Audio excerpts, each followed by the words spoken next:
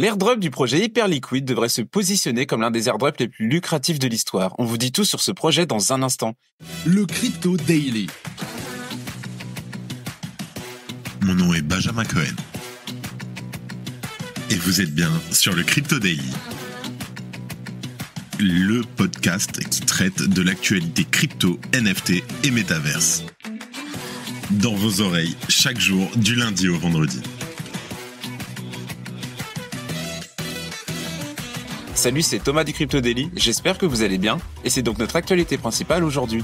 On parlera aussi du stablecoin de Ripple avant d'évoquer les révélations d'un ancien cadre de Facebook au sujet du projet Diem. Mais avant tout ça, et comme d'habitude, le coin du marché. Here comes the money. Here we go. Le marché commence la semaine dans le rouge pour la première fois depuis plusieurs semaines.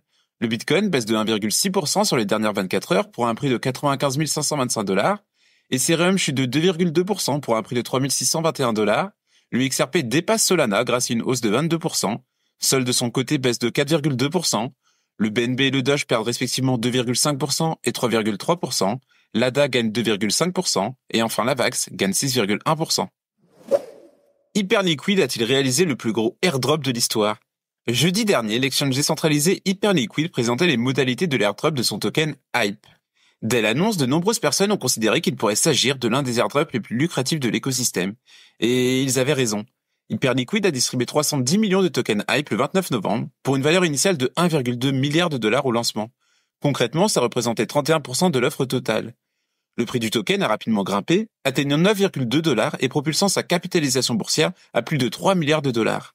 Bon, la volatilité est évidemment encore grande compte tenu du fait que l'actif n'est lancé que depuis quelques jours, mais cet airdrop se démarque déjà des autres airdrops populaires ayant eu lieu cette année.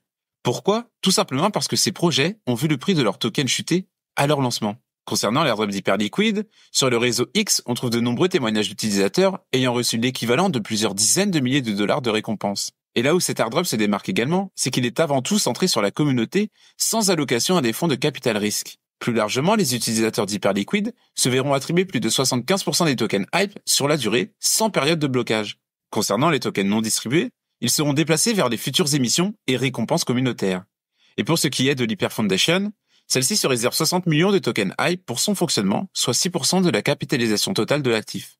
Bon, sur une note moins positive, notons qu'un problème technique est survenu sur Wells Market, un marché de gré à gré permettant de trader son allocation à un airdrop. Dans une annonce sur Discord, les équipes du protocole ont annoncé l'annulation du trading autour de cet airdrop, déclenchant le mécontentement de sa propre communauté. Pour sa part, l'écosystème d'Hyperliquid dispose à ce jour d'une valeur totale verrouillée de plus de 1 milliard de dollars, selon les données de DeFi Llama. Et maintenant que l'airdrop a été pleinement effectué, il s'agira donc d'étudier l'évolution de l'activité du DEX par rapport à d'autres concurrents comme DYDX notamment. C'est le Black Friday chez Tangem. Tangem vous réserve une offre immanquable pour ce Black Friday. Bénéficiez de 20% de réduction sur toutes vos commandes jusqu'à ce soir, et en bonus, une personne sera sélectionnée aléatoirement parmi les achats effectués entre le 28 novembre et le 2 décembre et remportera 1 000 $ en Bitcoin. Pour bénéficier de cette offre, utilisez le code LECryptoDaily au moment du paiement. Le lien est en description. Ripple lancera son stablecoin le 4 décembre prochain, normalement. Le nouveau stablecoin de Ripple, le RLUSD, est sur le point de recevoir l'approbation du département des services financiers de New York. Dès cette approbation obtenue, le stablecoin pourra être lancé d'ici le 4 décembre. En effet, une fois que Ripple aura reçu l'autorisation, il pourra légalement proposer le RLUSD, un stablecoin surcollatéralisé en dollars. Le lancement du RLUSD devrait intervenir lui à un moment où Ripple est encore engagé dans une bataille avec la SEC pour prouver que le XRP n'est pas un titre non enregistré. Notons que cette affaire est actuellement en phase d'appel, mais qu'elle pourrait être abandonnée lorsque Gary Gensler, président de la SEC, quittera ses fonctions et que Donald Trump prendra le contrôle de la Maison-Blanche en janvier prochain. De son côté, le RLUSD de Ripple deviendra une alternative stable qui n'est pas sujette à la volatilité comme le XRP. Pour le lancement de son stablecoin, Ripple a deux options. L'entreprise peut lancer le RLUSD soit en obtenant une charte de fiducie à but limité, comme Paxos et Gemini, mais elle peut aussi le faire par le biais d'une licence qui permet aux échanges de crypto-monnaies de faciliter les échanges et la garde de crypto-monnaies. Pour rappel, Ripple a annoncé pour la première fois son intention de lancer le RLUSD en avril dernier. Plus tard en juin, Ripple a aussi acquis Standard Custody and Trust Company, une société fiduciaire à but limité. Et cette société devrait devenir l'émetteur du RLUSD une fois que l'autorisation aura été donnée à Ripple. En outre, Ripple a aussi commencé à tester le RLUSD sur l'UXRP Ledger et sur le mainnet Ethereum. À l'époque, la société a également annoncé son intention d'étendre le stablecoin à d'autres blockchains. Et dans un communiqué, Ripple avait déclaré, je cite, Il y a une demande claire pour des stablecoins qui offrent confiance, stabilité et utilité, et une fois que le RLUSD sera disponible, Ripple utilisera à la fois le RLUSD et le XRP dans sa solution de paiement transfrontalier pour servir ses clients internationaux et améliorer considérablement leur expérience. En octobre, Ripple a aussi annoncé qu'il s'était associé à des échanges de premier plan pour mettre le RLUSD à la disposition des utilisateurs. Enfin, Ripple a l'intention de procéder à des audits réguliers par des tiers des réserves qui soutiennent le RLUSD et de publier des rapports mensuels. Évidemment, ce ne sera pas une mince affaire, mais ce qui est sûr, c'est que Ripple se donne les moyens de devenir un acteur important du secteur des stablecoins. Si tu aimes le Daily, une note et un commentaire nous aident énormément. Aussi, si tu ne veux rien rater de l'actualité, abonne-toi. Est-ce que Janet Yellen est responsable de l'échec du Diem de Facebook ? Un ancien cadre de Facebook a révélé les raisons, selon lui, de l'échec du projet de stablecoin et de blockchain de l'entreprise. Pour rappel, initialement baptisé Libra avant de devenir Diem, ce projet avorté a poussé une grande partie de son équipe à se tourner vers d'autres initiatives blockchain. Puis le projet avait été vendu à la Silvergate Bank en janvier 2022, avant que l'entreprise abandonne le projet seulement un an plus tard. Selon David Marcus, ancien chef de projet et ancien membre du conseil d'administration de Coinbase, les machinations politiques en coulisses ont été à l'origine de la chute du projet.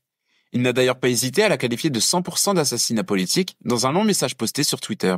Je cite. « Il n'y avait pas d'angle légal ou réglementaire pour que le gouvernement ou les régulateurs tuent le projet. Il a ajouté que le projet avait mobilisé 2 années de travail et de changements incessants pour répondre aux attentes des législateurs et des régulateurs.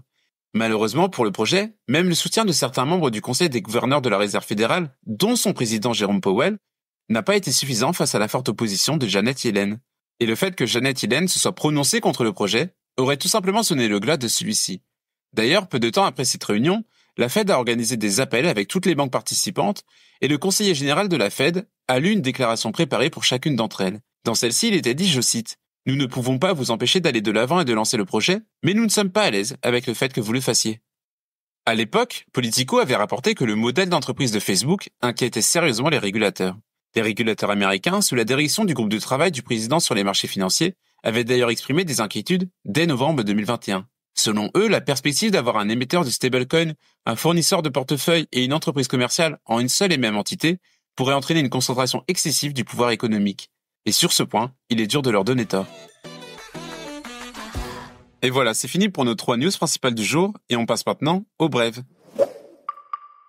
Record d'afflux sur les ETF ETH. Les ETF Ethereum basés aux États-Unis ont enregistré un afflux record de 333 millions de dollars vendredi, principalement grâce à l'ETH-A de BlackRock avec 250 millions de dollars et le FETH de Fidelity avec 79 millions de dollars. Michael Saylor propose à Microsoft d'acheter 100 milliards de dollars de Bitcoin par an. Michael Saylor a présenté à Microsoft une stratégie audacieuse, investir massivement dans le Bitcoin pour ajouter 100 milliards de dollars de Bitcoin à sa trésorerie chaque année.